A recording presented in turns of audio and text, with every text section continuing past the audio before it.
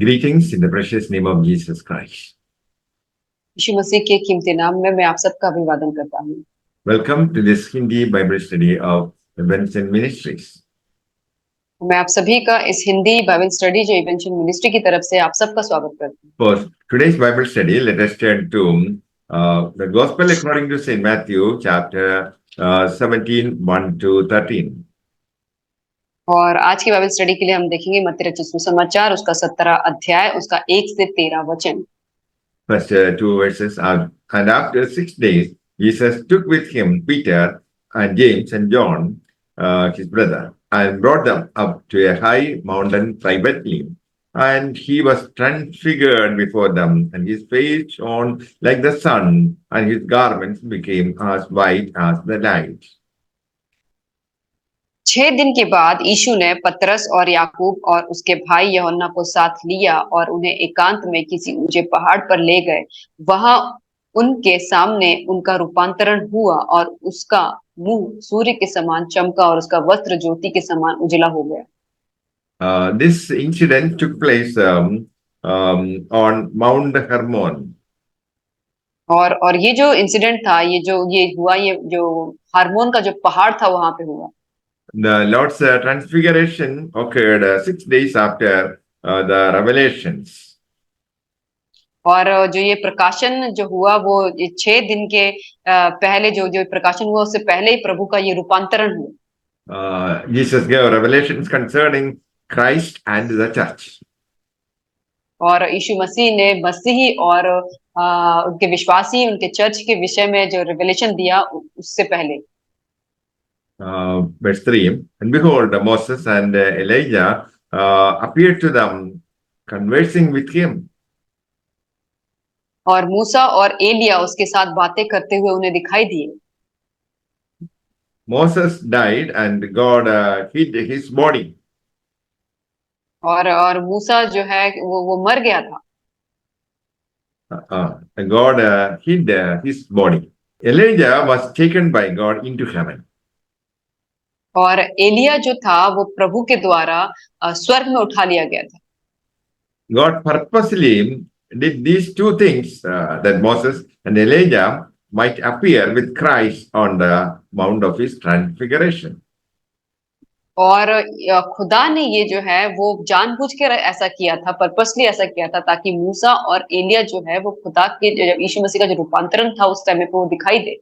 They were preserved by God so that they could be the two witnesses in the great tribulation. और उसको उनको रखा गया था ताकि वो उसके गवाह बने कि जो ट्रिबुलेशन जो ये होने वाला था वो दोनों उस चीज के गवाह बन सके। Moses represented the law and Elijah the prophets. और मूसा जो है जो नियम उसको रिप्रेजेंट करता है और एलिया जो था वो जो भविष्यवक्ता होते हैं उसको रिप्रेजेंट करता है। The law and prophets were the constituents of the Old Testament. और वो जो नियम है और ये जो भविष्यवक्ता है ये दोनों ही जो है वो हमारे पुराने नियमों को दिखाते हैं। Now Moses and Elijah appeared and conversed with Christ concerning his death. और अभी ये जो मूसा और एलिया जो है वो बातें करते हैं और मसीह की जो मृत्यु है उसके बारे में बात करते हैं। So there is a prophecy concerning the death and resurrection of Jesus Christ in the Old Testament. और पुराने नियम में मसीह के जन्म उसके मृत्यु उसके पुनरुत्थान के बारे में पहले से ही बताया गया था। Verse 4, and Peter answered and said to Jesus, Lord, it is good for us to be here. If you are willing, I will make 3 tents here, one for you, and one for Moses, and one for Elijah.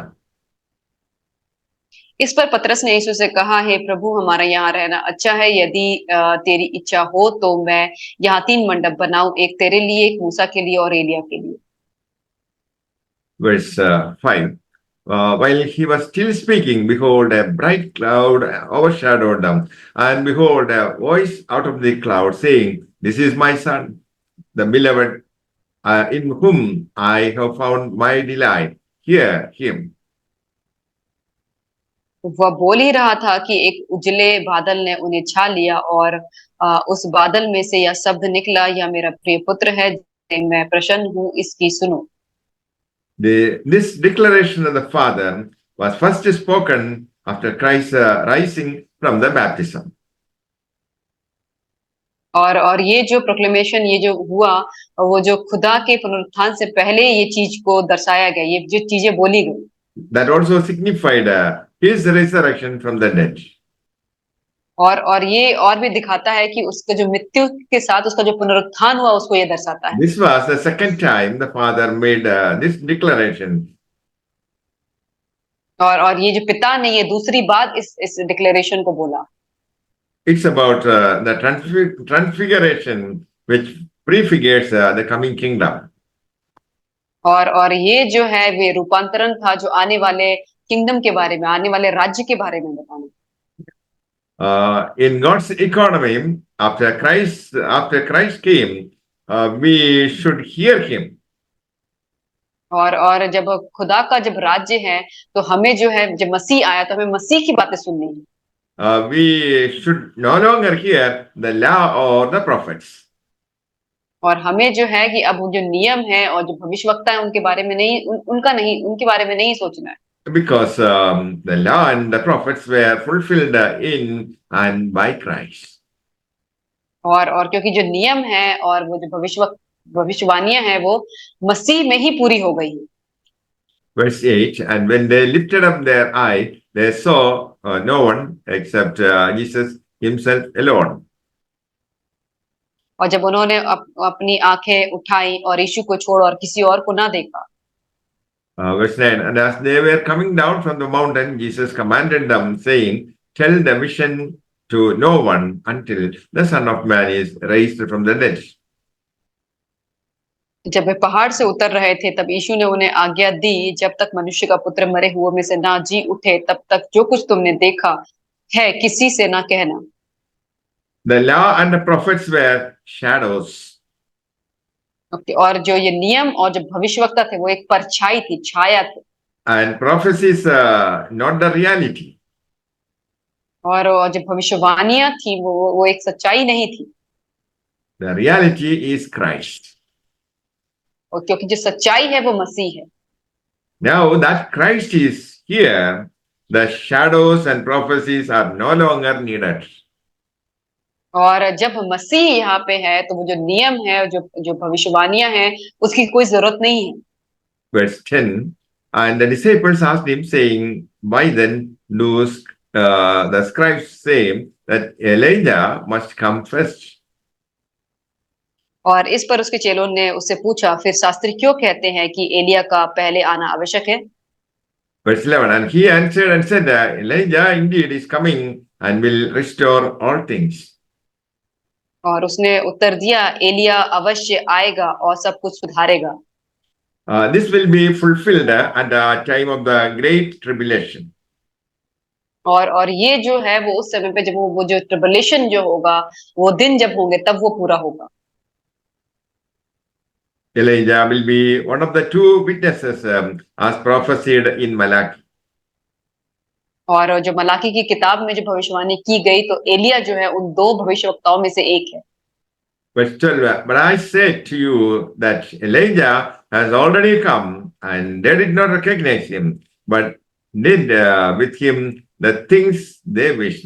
So also the Son of Man is about to suffer by them. परंतु मैं तुमसे कहता हूँ कि एलिया आ चुका है और लोगों ने उसे नहीं पहचाना, परंतु जैसा चाहा वैसा ही उसके साथ किया, इसी रीति से मनुष्य का पुत्र भी उनके हाथ से दुख उठाएगा। This refers to John the Baptist, who came in the spirit and power of Elijah. और ये जो है वो यूहन्ना बपतिस्मा देने वाले को दर्शाता है जो एक आत्मा में और एलिया की ताकत में आया था। John the Baptist was rejected and beheaded. और जो यूहन्ना बपतिस्मा देने वाला था उसे रिजेक्ट कर दिया गया, नकार दिया गया, उसे मार दिया गया। May the Lord bless you all with these words. Amen. परमेश्वर आप सबको इन वचनों के द्वारा आशीष करे। आमीन।